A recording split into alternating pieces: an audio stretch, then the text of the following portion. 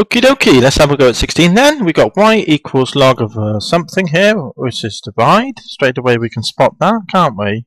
So we've got log n 4x divided by x to the half. So it's an object on top divided by an object underneath. We're looking at this bracket here, and we're taking a view from the outside in terms of the bracket itself. See it? So there's the log of a bracket with something on top and something underneath. Here's the rule for that. Something on top, something underneath in a nice simple format. Divide, you minus top, take, bottom. So here's the rule we're going to invoke. So let's do that then and see what happens, shall we?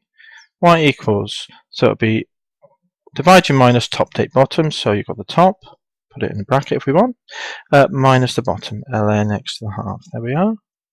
Don't really need to put it in a bracket really. So it's log n x to the half.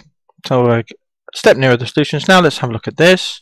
None of these terms are on our list of standard derivatives, so we need to simplify it a bit further. If we look at the first one, we'll see it's times. Here, times you add is the rule for that. Times, you add log na plus log nb. So let's use that rule then to tidy up the first term. Times you add, so it'll be log of the first plus log of the second. Log 4 plus log x. And then the second term, we can see we use the power rule because we've got a simple object, an x, to a power, a half. There's nothing in the way, so we can simply move the half. The half swings down, see it? B comes down, so to speak, to ground level, just like so. So we can move that down. So it's a nice simple structure in this form. So a half minus a half ln x. There we go. Nice and tidy. Now we can do the differentiation. But you'll notice here that we could spot something. We could do the differentiation, but you've got a log x here minus a half log x. So like there's a 1 here, 1 lot of by default, isn't it? And we've got to take away a half. So why don't we just write another line just to tidy up just a little bit more. So you've got one of them, take a half of log n x, one take a half as a half, lots of ln x. There we go. That's simplified. We haven't done any differentiation yet. So now we'll do the differentiation here.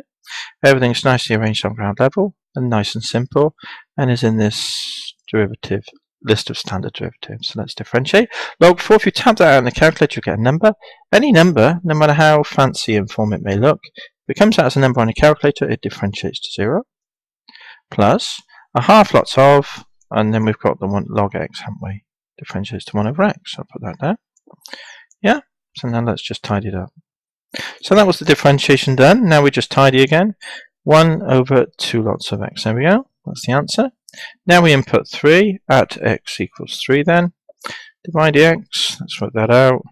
1 over 2x is the expression here. So now we put the input. So wherever we see an x, we input the value 3, don't we? So it's 1 over 2 lots of 3, which is 1 over 6.